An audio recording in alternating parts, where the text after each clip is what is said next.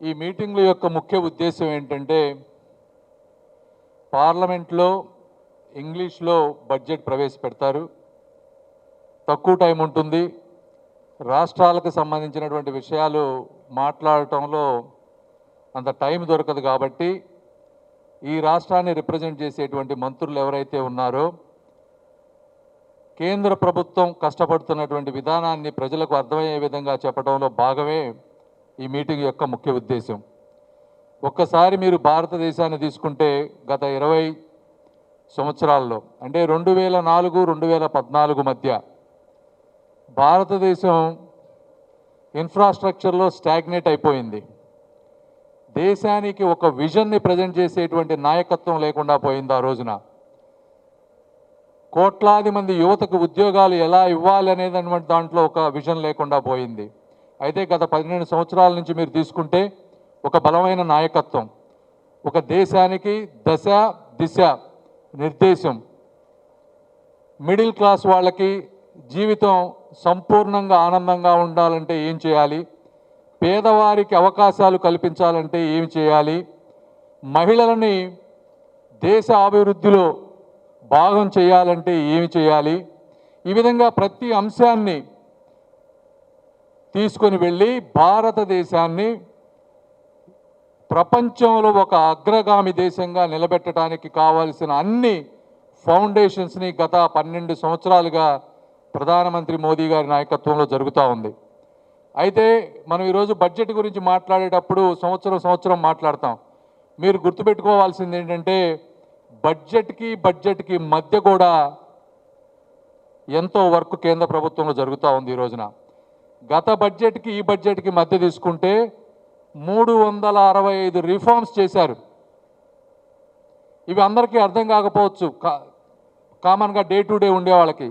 ఈ policy changes చేయటం వల్ల దేశంలో బిజినెస్ చేసుకోవాలనుకునే వాళ్ళకి కానీ సామాన్య ప్రజలకు కానీ వారికి కూడా తెలియకుండా అభివృద్ధి పరిగెడుతూ ఉంటుంది. అదేవిధంగా రెండో విషయం, గత బడ్జెట్కి ఈ బడ్జెట్కి తీసుకుంటే జిఎస్టీ అనేది సరళీకృతం చేశారు. దానివల్ల ఎంత ఆదాయం వచ్చిందో కూడా మీ అందరికీ తెలుసు. అంటే చిన్న కార్లు 80,000 రూపాయలు ఆదాయం వచ్చింది.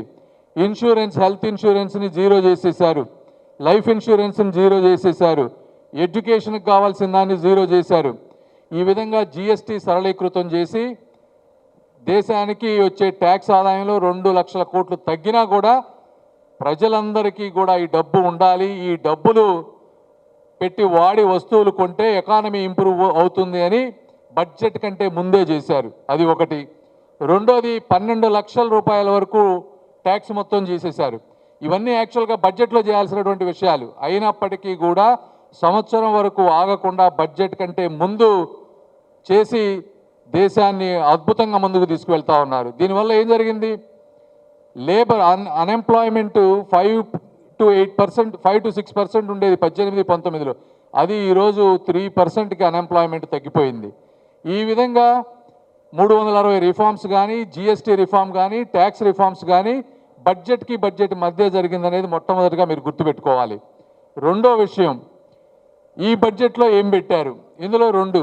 ఎందుకంటే దీర్ఘకాలికంగా ప్రతి సంవత్సరం కూడా మనకు కొన్ని స్కీమ్స్ ఉంటాయి, బడ్జెట్ ఎలకేషన్స్ ఉంటాయి. వాటిని ప్రయారిటీ సెక్టర్ ప్రకారంగా దేనికి పెంచారు, దేనికి తగ్గించారు, ఇది ఒక ఆస్పెక్ట్. రెండోది, నూతనమైనటువంటి కొత్త విషయాలు ఈ బడ్జెట్లో ఏం తీసుకొచ్చారు. మూడో విషయం వచ్చేటప్పటికి ఈ బడ్జెట్ వల్ల ఆంధ్రప్రదేశ్ రాష్ట్రానికి ఏ విధమైనటువంటి మేలు జరిగింది. ఈ 3 ముఖ్య అంశాలు మనం మాట్లాడాలి. మొట్టమొదటి తీసుకుంటే ఉన్నవి దేశంలో డే టు డే నడవటానికి కావాల్సినటువంటి డిఫెన్స్ బడ్జెట్ తీసుకుంటే ఈ రోజున హయ్యెస్ట్గా లాస్ట్ ఇయర్తో పోలిస్తే ఇయర్ 21% పెంచారు. అంటే ఇంతకుముందు 1,80,000 కోట్లు ఉంటే ఈరోజు 2,20,000 కోట్లు చేశారు. మీరు అనుకోవచ్చు డిఫెన్స్ బడ్జెట్ పెంచడం వల్ల ఇది అందరికి ఉపయోగపడదు అని అనుకోవచ్చు కొంతమంది. కానీ ఇందులో ముఖ్య ఉద్దేశం ఏంటంటే 75% డిఫెన్స్ బడ్జెట్ ఏదైతే ఉందో ఆ డిఫెన్స్కు సంబంధించిన ఎక్విప్మెంట్ అంతా కూడా స్వదేశీది మాత్రమే కొనాలి అనేది ఇందులో క్లాజ్ ఉంది. అంటే దీని ఉద్దేశం ఏంటి, డొమెస్టిక్గా డిఫెన్స్ మ్యానుఫ్యాక్చరింగ్ విపరీతంగా పెరిగిపోతుంది. డిఫెన్స్ మ్యానుఫ్యాక్చరింగ్ ఇన్నోవేషన్ పెరిగితే ఇంజనీర్లకు ఉద్యోగాలు వస్తాయి, కి ఉద్యోగాలు వస్తాయి, ఎక్విప్మెంట్ సప్లై చేసే వాళ్ళకి ఉద్యోగాలు వస్తాయి. వీటన్నిటి ఫలితమే ఒకప్పుడు 600 కోట్ల రూపాయల డిఫెన్స్ ఎక్స్పోర్ట్స్ ఉంటే ఈ రోజున భారతదేశం 100 దేశాలకి 25,000 దాదాపు 25,000 కోట్ల రూపాయల డిఫెన్స్ ఎక్స్పోర్ట్స్ జరుగుతూ ఉన్నాయి. అది దీని ముఖ్య ఉద్దేశం, డిఫెన్స్ బడ్జెట్ పెంచడం వల్ల. రెండోది, దేశంలో కనెక్టివిటీ అనేది అన్నిటికంటే ముఖ్యమైనది. ఒక ప్రాంతం నుంచి ఇంకో ప్రాంతానికి ఫాస్ట్గా వెళ్తే లాజిస్టిక్ కాస్ట్ తగ్గుతుంది. లాజిస్టిక్ కాస్ట్ తగ్గితే వస్తువులపై భారం, వినియోగదారుడిపై భారం తగ్గుతుందనే ఉద్దేశంతో రైల్వేస్ కానీ, ఎయిర్వేస్ కానీ, హైవేస్ కానీ అద్భుతంగా డెవలప్ చేస్తూ ఉన్నారు. ఈ విధంగా రోడ్ ఇన్ఫ్రాస్ట్రక్చర్ హైవేస్కి వచ్చేటప్పటికి పోయిన సంవత్సరం కంటే ఈ సంవత్సరం 10% పెంచారు. అదేవిధంగా రైల్వేస్లో 10% బడ్జెట్ పెంచారు. ఈ 10% బడ్జెట్ కూడా దేనికి పెంచారు? ఒక 7 high speed railway corridors build చేస్తూ ఉన్నారు. అంటే దాదాపు బుల్లెట్ ట్రైన్లతో సమానంగా 7 హై స్పీడ్ రైల్వే కారిడార్స్, అందులో ఆంధ్రప్రదేశ్ కూడా రాబోతూ ఉంది అని మీ అందరికీ నేను తెలియజేసుకుంటా ఉన్నా. ఇవి కాకుండా రూరల్ డెవలప్మెంట్ నా మినిస్ట్రీకి సంబంధించిన దాంట్లో దాదాపు అందులో కూడా ఒక 10% బడ్జెట్ పెంచారు. ఇందులో ముఖ్యంగా మీరు గుర్తుపెట్టుకోవాల్సింది మన్రేగా స్కీమ్ అని ఉండేది ఇంతకుముందు. గత సంవత్సరం బడ్జెట్ 85,000 కోట్ల రూపాయలు అయితే దాని ప్లేసులో వచ్చినటువంటి విబిజీ రామ్జీ ఇది 95,000 కోట్లు, అంటే 10,000 కోట్ల రూపాయలు పెంచారు.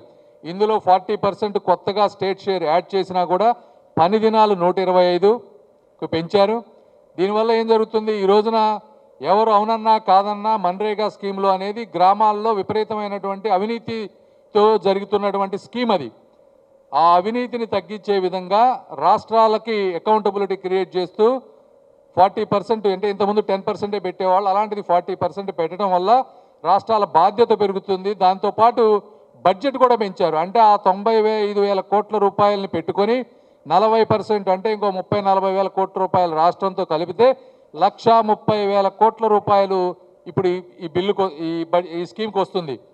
ఈ 130,000 కోట్ల రూపాయలతో గ్రామాలలో సమూలమైనటువంటి మార్పులు చేయొచ్చు. రోడ్లు కానీ, కమ్యూనిటీ హాల్స్ కానీ, స్కిల్ సెంటర్స్ కానీ, టాయిలెట్స్ కానీ, ఏదైనా స్కూల్ ఇన్ఫ్రాస్ట్రక్చర్ కానీ, ఎన్నో కొత్తవి రూరల్ ఇన్ఫ్రాస్ట్రక్చర్, అంటే గ్రామాలు పట్టణాలు ఏ విధంగా ఉంటాయో అలా చేసుకునేటువంటి అన్ని అవకాశాలు కూడా ఈ కొత్త బిల్లులో పొందుపరిచాము ఈ రోజున. కాబట్టి రూరల్ ఇన్ఫ్రాస్ట్రక్చర్ అద్భుతంగా ముందుకు వెళ్తుంది. అదేవిధంగా హెల్త్, ఎడ్యుకేషన్ ఈ రెండింటికి కూడా ఒక 10% ఈ సంవత్సరం బడ్జెట్లో పెంచడం జరిగింది. వీటితో పాటు అత్యంత ముఖ్యమైనది సాస్కి, అంటే special assistance to states for capital investments. ఇది ఎంత పెంచారంటే 23% పెంచారు ఇంత ముందుతో పోలిస్తే. అంటే ఈ రోజున 185,000 కోట్ల రూపాయలు, highest ever in the history. దీనివల్ల రాష్ట్రానికి వచ్చేటువంటి భాగం ఇవన్నీ కూడా పెరుగుతుంది. ఇందులో ఆంధ్రప్రదేశ్ కూడా ఉండబోతోంది. ఈ డబ్బులు వచ్చే వాటిని బట్టి ఈ డబ్బుల్లో ఇంకొక ముఖ్యమైనది ఏంటంటే ఈ శాసకి ద్వారా వచ్చే డబ్బుని వేరే గవర్నమెంట్ స్పాన్సర్డ్ స్కీమ్స్కి 40%కి పెట్టుకునే విధంగా కూడా అవకాశం ఇచ్చారు.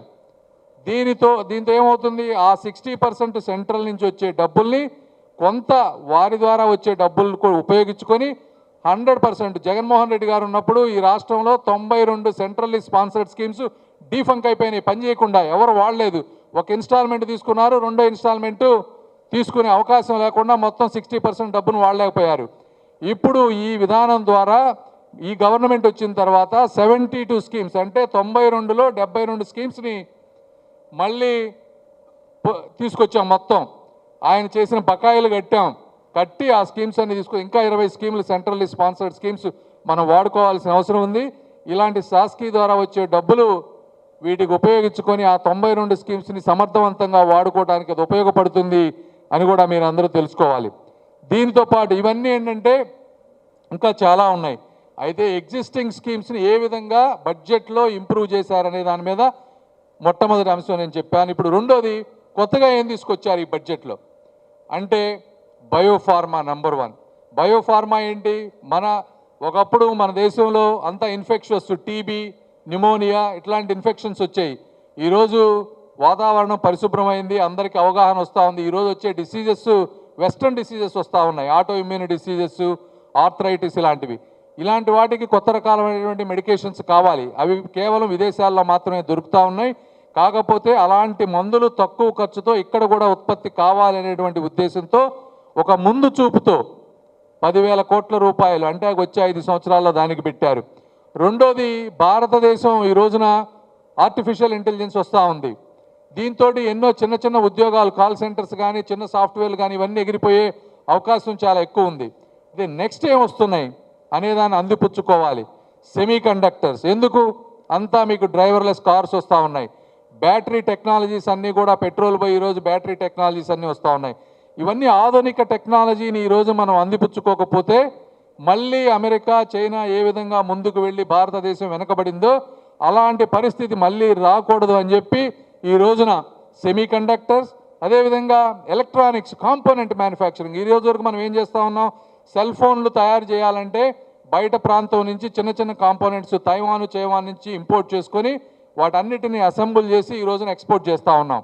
వరకు సక్సెస్ అయ్యాం. ఎలక్ట్రానిక్స్లో ఈ రోజున మొబైల్ ఫోన్స్ని హయ్యెస్ట్గా ఎక్స్పోర్ట్, సెకండ్ హయ్యెస్ట్ కంట్రీ తీసుకొచ్చాం.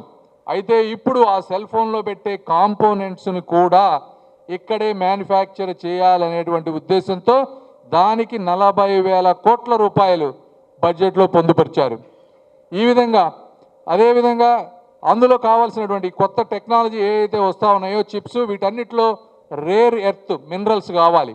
ఈరోజు చైనా కానీ ఇంకొకళ్ళు కానీ ఆ రేర్ ఎర్త్ మినరల్స్ సమృద్ధిగా ఉండటం వల్ల ఎవ్వరు ఏమి చేయలేనటువంటి పరిస్థితి. కాబట్టి అలాంటివి మన దగ్గర ఉన్న వాటిని కూడా మనం మైనింగ్ చేసి బయటకు తీసుకొస్తే ఆత్మనిర్భర్ భారత్ అంటే మన కాళ్ళ మీద మనం నిలబడే విధంగా చేయాలని చెప్పి దానికి ఒక స్కీమ్ తీసుకొచ్చారు. అదేవిధంగా మన భారతదేశ సంపద అయినటువంటి టెక్స్టైల్ సెక్టార్ ఒకప్పుడు 200-300 సంవత్సరాల క్రితం భారతదేశం 25% జీడిపి ప్రపంచానికి ఇచ్చినటువంటి పరిస్థితి. ఎందుకు వచ్చినాయి ఆ రోజు మన టెక్స్టైల్ ఇండస్ట్రీ అద్భుతంగా ఉంది. అయితే ఈరోజు పక్కన ఉన్నటువంటి కంట్రీస్తో కాంపిటీషన్ తగ్గిపోవటం వల్ల సెక్టార్స్ అన్నీ కుంగిపోవటం వల్ల ఇబ్బంది పడుతున్నాం. కాబట్టి ఏ విధంగా అయితే ఏ సెక్టార్స్ నష్టపోయాయో అటువంటి సెక్టార్స్ని దాదాపు 200 లెగసీ ఇండస్ట్రియల్ సెక్టార్స్ని టెక్స్టైల్స్ని అన్నిటినీ కూడా మళ్ళీ మనం ముందుకు తీసుకొచ్చి భారతదేశం ఏ విధంగా ఒకప్పుడు అద్భుతంగా ఉందో మళ్ళీ ఈరోజు ముందు అలా తీసుకురావాలనే ఉద్దేశం. అదేవిధంగా ఎంఎస్ఎంఈ అంటే చిన్న పరిశ్రమ, అమెరికా కానీ వేరే కంట్రీలు కానీ అన్నీ అభివృద్ధి చెందాయంటే కేవలం గవర్నమెంట్ కంపెనీలతో ఎక్కడా అభివృద్ధి చెందలేదు. ప్రతి వ్యక్తి కుటుంబాలలో ఎవరికైతే ఉత్సాహం ఉందో ఉత్పత్తుల మీద అలాంటి వారికి ప్రోత్సాహం కల్పించి చిన్న మధ్య తరహా పరిశ్రమలు కనుక విస్తృతంగా వ్యాపింపజేస్తే వాళ్ళు 10 మందికి 20 మందికి 30 మందికి ఉద్యోగాలు ఇస్తే అప్పుడు అద్భుతంగా దేశం ముందుకు వెళ్తుంది. కాబట్టి ఆ ఎంఎస్ఎంఈకి 10,000 కోట్ల రూపాయలు తీసుకొచ్చారు. అదేవిధంగా ఫ్రైట్ కారిడార్స్, వాటర్ వేస్ అంటే లాజిస్టిక్స్, ఇప్పుడు మనం రోడ్స్ హైవేస్ ఎలా అనుకుంటున్నామో వాటర్ ట్రాన్స్పోర్ట్ ద్వారా కూడా అద్భుతంగా అభివృద్ధి చేస్తే లాజిస్టిక్ కాస్ట్ తగ్గుతుందని చెప్పి అవి తీసుకున్నారు. అదేవిధంగా హెల్త్ తీసుకున్నారనుకోండి, ఏ విధంగా ఎయిమ్స్ ఎలోపతికి ఉందో అదేవిధంగా ఆయుర్వేదిక్ హాస్పిటల్స్ ఎయిమ్స్ స్థాయిలో పెట్టాలనే విధానం ఒక 3 తీసుకున్నారు. ఈ రోజున వెటర్నరీ అంటే జంతు ప్రేమికులు పెరిగిపోయారు, వాటన్నిటిని సంరక్షించే విధంగా వెటర్నరీ ప్రొఫెషనల్స్ని పెంచడం. ఎందుకంటే మీరు ఎక్కడ అభివృద్ధి చెందిన దేశాలు అన్నింటిలో చూసుకుంటే ఈ వెటర్నరీ కానీ ఇవన్నీ పెంచడం వల్ల ఏమవుతుందంటే ఉద్యోగాలు వస్తాయి. జంతువులను ప్రేమించే వాళ్ళకి అట్లా వదిలేయకుండా వాటిని కూడా మనుషులతో ఎలా సమానంగా చూసుకునే విధంగా చేస్తే ఒకటి ఉద్యోగాలు వస్తాయి, వాటిని కూడా రక్షించినట్టు ఉంటుంది, జంతు ప్రేమికులకు మంచి జరిగినట్టు ఉంటుందని చెప్పి వెటర్నరీ డిపార్ట్మెంట్ను కూడా ముందుకు తీసుకువెళ్తా ఉన్నారు. చూసుకున్నాం అనుకోండి, ఒకప్పుడు స్పోర్ట్స్ అంటే ఏమీ తెలియని పరిస్థితి నుంచి ఈ రోజున ఎక్కడికి పోయినా మన వాళ్ళు బ్రాంజ్ మెటలో సిల్వరో ఏదో విధంగా ముందుకు వెళ్తూ ఉన్నారు. ఖేలో ఇండియాని తీసుకొని దానికి కూడా బడ్జెట్ పెంచి ప్రతి ఒక్కరికి సెల్ ఫోన్ నుంచి దూరంగా ఉండే విధంగా స్పోర్ట్స్ని ఇంప్రూవ్ చేసే విధంగా, అదేవిధంగా మహిళల్ని ముందుకు తీసుకువెళ్ళే విధంగా అంటే ప్రతి డిస్టిక్లో ఒక మంచి గర్ల్ హాస్టల్, అదేవిధంగా సెల్ఫ్ హెల్ప్ గ్రూప్ ఉమెన్స్కి వాళ్ళకంటూ ఒక షాపులు ఉండే విధంగా ఎక్కువ రెంట్ పెట్టకుండా షీ మార్ట్స్ అంటే మహిళలని ముందుకు తీసుకువెళ్ళి అభివృద్ధిలో భాగం పంచుకుంటే 40-50% ఉన్నటువంటి మహిళలు ఇంకా ముందుకు వెళ్తారనే ఉద్దేశం.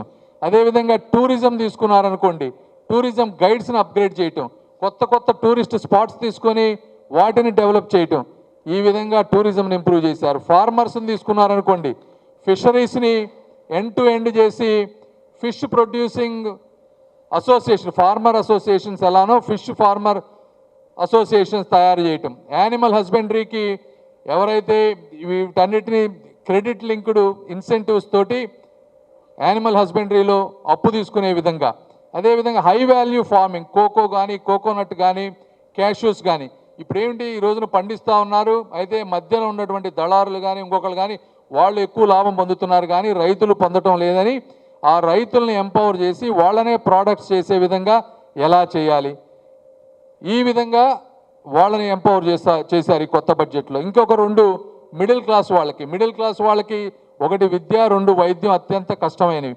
ముఖ్యంగా క్యాన్సర్ వచ్చినా లేకపోతే రేర్ డిసీజెస్ వచ్చినా కూడా వారు సతమతమయ్యేటువంటి పరిస్థితి. ప్రతి సంవత్సరం కూడా కొత్త క్యాన్సర్ డ్రగ్స్, అదేవిధంగా రేర్ డిసీజెస్ని ట్రీట్ చేసే డ్రగ్స్ను కూడా ఇంపోర్ట్ డ్యూటీ పూర్తిగా ఎత్తివేసి మధ్యతరగతి ప్రజలపై భారం లేకుండా చేయటం కూడా ఇంకొక విధానం. అదేవిధంగా మున్సిపల్ బాండ్స్, ఇది కూడా చాలా ఇంపార్టెంట్.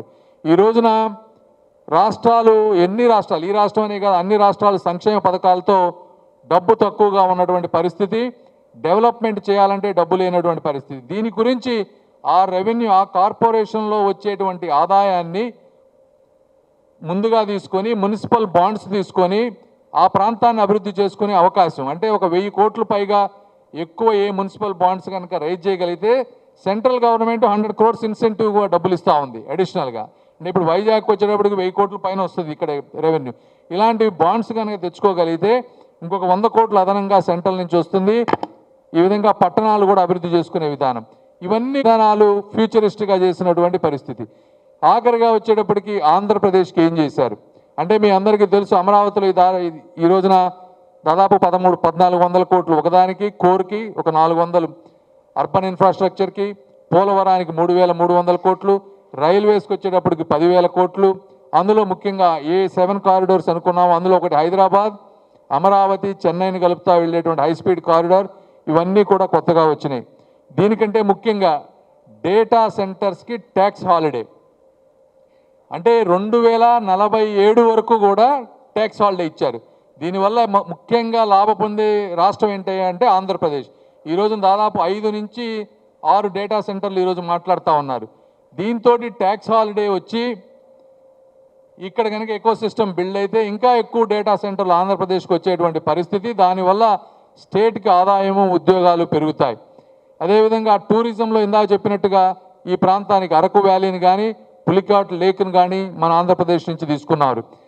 హై వాల్యూ అగ్రికల్చర్లో ఉన్నటువంటి కోకోనట్ వచ్చేటప్పటికి 8% దేశంలో మన ఆంధ్రప్రదేశ్ నుంచి వస్తూ ఉంది.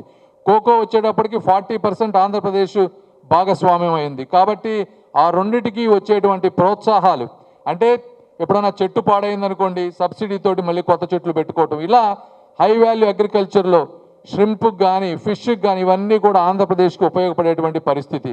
రేర్ ఎర్త్ మినరల్స్ కూడా మన ప్రాంతం నుంచి తీసుకునేటువంటి పరిస్థితి. ప్రతి డిస్టిక్లో ఒక ఉమెన్ హాస్టల్ వస్తే మన రాష్ట్రానికి వచ్చేటువంటి పరిస్థితి. అదేవిధంగా live stock credit linked subsidy తీసుకుంటే మన రాష్ట్రం అంతా కూడా ఉపయోగపడేటువంటి పరిస్థితి. వీటన్నిటికంటే ముఖ్యంగా ఇంకొకటి 16th ఫైనాన్స్ కమిషన్ వాళ్ళు చెప్పింది, రాష్ట్రాలకి కొంత డబ్బు వస్తుంది. ఇందులో మొట్టమొదటిసారిగా 2 కొత్తవి పెట్టారు. మన రాష్ట్రం నుంచి వెళ్ళే ట్యాక్సుల్లో మనకు వచ్చే డబ్బులో 10% GDP contribution, 10% demographic performance.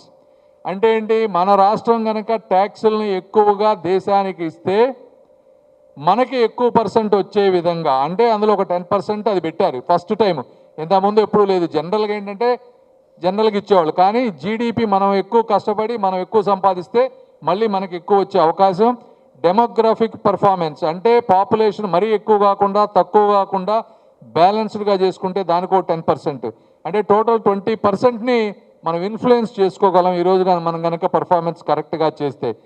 Scheme ద్వారా 4000 ఎలక్ట్రిక్ బస్సెస్ 5 రాష్ట్రాలు ఉన్నాయి పూర్వోదయ స్కీమ్లో, అందులో ఆంధ్రప్రదేశ్ కూడా ఒకటి అని మీ అందరికీ నేను తెలియజేస్తా ఉన్నా. ఈ విధంగా అంటే ఇలా ఎన్నో మంచి కార్యక్రమాలు, ఫ్యూచరిస్టిక్ బడ్జెట్ పెట్టారు. నేను మీ అందరికీ చెప్పాల్సింది ఏంటంటే ఈ 12 సంవత్సరాల్లో మోదీ గారి నాయకత్వంలో కేంద్ర ప్రభుత్వంలో అలు పెరగకుండా, ఒక బడ్జెట్ అయిపోయిన తర్వాత ఇంకో బడ్జెట్ గురించి ఆగకుండా చేసినటువంటి కృషి ఫలితం ఏముంది అంటే హైవేస్ ఒకప్పుడు రోజుకు 12 కిలోమీటర్లు వేస్తే ఈరోజు 40 కిలోమీటర్ల హైవేస్ వేస్తూ ఉన్నారు. మీరు మొన్నే చూసారు ఆంధ్రప్రదేశ్లో గిన్నిస్ బుక్ రికార్డ్ ఎక్కే విధంగా ఫాస్ట్గా 24 అవర్స్లో రోడ్డు వేసినటువంటి పరిస్థితి. ఒకప్పుడు ఈ దేశంలో పావర్టీ పేదరికం 29% ఉంటే ఈరోజు 11%కి పావర్టీని తీసుకొచ్చారు. అంటే 25 కోట్ల జనాభా ఈ భారతదేశంలో పేదరికం నుంచి బయటపడినటువంటి పరిస్థితి. ఈరోజు మహిళలని ఆర్థిక భాగస్వామ్యాలను చేస్తూ లక్పతి దీది అంటే లక్షాధికారులుగా చేసేటువంటి ఉమెన్ 4 కోట్ల మంది. అంటే ఈ ప్రాంతంలో మీకు ₹1,00,000 అంటే తక్కువ అవ్వచ్చు, కానీ చాలా నార్త్ ఈస్టర్న్ స్టేట్స్లో కానీ పేదరికం ఎక్కువగా ఉన్న ప్రాంతాల్లో 4 కోట్ల మంది ఈరోజు లక్షాధికారులు అవుతున్నారంటే అది సామాన్యమైనటువంటి విషయం కాదు. అదేవిధంగా 4 కోట్ల హౌసెస్ ఈ భారతదేశంలో కన్స్ట్రక్ట్ చేశారు. అది కూడా 75% ఈ హౌసెస్ అన్నీ కూడా ఉమెన్కి, ఎస్సీ, ఎస్టీ వాళ్ళకి చెందినటువంటివి. ఒక పేదవాడికి ఇల్లు ఉందంటే అది ఒక భద్రత. ఆ ఇంటి మీద లోన్లు తెచ్చుకుంటారు. ఈ విధంగా ఎప్పుడు లేని విధంగా 4 కోట్ల ఇల్లు కట్టడం కానీ, ఇందాక నేను చెప్పినట్టు డిఫెన్స్ కానీ, మొబైల్ ఫోన్స్ ఎక్స్పోర్ట్ చేయటం కానీ, ఈ విధంగా భారతదేశాన్ని ఈ రోజున 4వ ఆర్థిక వ్యవస్థగా, ముందు 3వ ఆర్థిక వ్యవస్థగా కేవలం 12 సంవత్సరాల్లో తీసుకొచ్చారంటే ఇవన్నీ తాళీయంగా జరగవు. మనకు స్వాతంత్రం వచ్చి 75 సంవత్సరాలైంది. ఎక్కడైనా సరే ఒక బలమైన నాయకత్వం ఉంటేనే అవకాశాలు అందిపుచ్చుకుంటారు, విజన్తో ముందుకు వెళ్తారు, కష్టపడతారు. అక్కడ ఉన్నటువంటి నరేంద్ర మోదీ గారు కానీ, ఇక్కడ ఉన్నటువంటి శ్రీ నారా చంద్రబాబు నాయుడు గారు కానీ ఈరోజు చూస్తూ ఉంటే మరి ఈ డేటా సెంటర్లు ఇవన్నీ వైజాగ్ వస్తూ ఉన్నాయి, క్వాంటమ్ వ్యాలీ, ఈ విధంగా ముందు చూపుతో వెళ్తున్నారంటే ఎన్నో రాష్ట్రాలు ఉన్నాయి. అన్ని రాష్ట్రాల్లో ఈ పనులు ఎందుకు జరగటం లేదు? ఇంతకుముందు గవర్నమెంట్లు ఉన్నాయి, ఎందుకు చేయలేకపోతా ఉన్నారు? ఇవన్నీ కూడా ప్రజలు అర్థం చేసుకొని ఈ ప్రాంతంలో ఉన్నటువంటి సర్కార్ నిజమైన డబుల్ ఇంజిన్ సర్కార్. కేంద్ర ప్రభుత్వంలో వచ్చేటువంటి ప్రతి అవకాశాన్ని, ప్రతి రూపాయిని ఉపయోగించుకుంటూ ఆంధ్రప్రదేశ్ని భారతదేశంలో నంబర్ 1గా, భారతదేశాన్ని ప్రపంచంలో నంబర్ 1గా చేసే విధంగా మేమందరం కృషి చేస్తామని తెలియజేసుకుంటూ మీ అందరికీ మనస్ఫూర్తిగా ధన్యవాదాలు తెలుపుకుంటూ సెలవు తీసుకుంటాను. Thank you.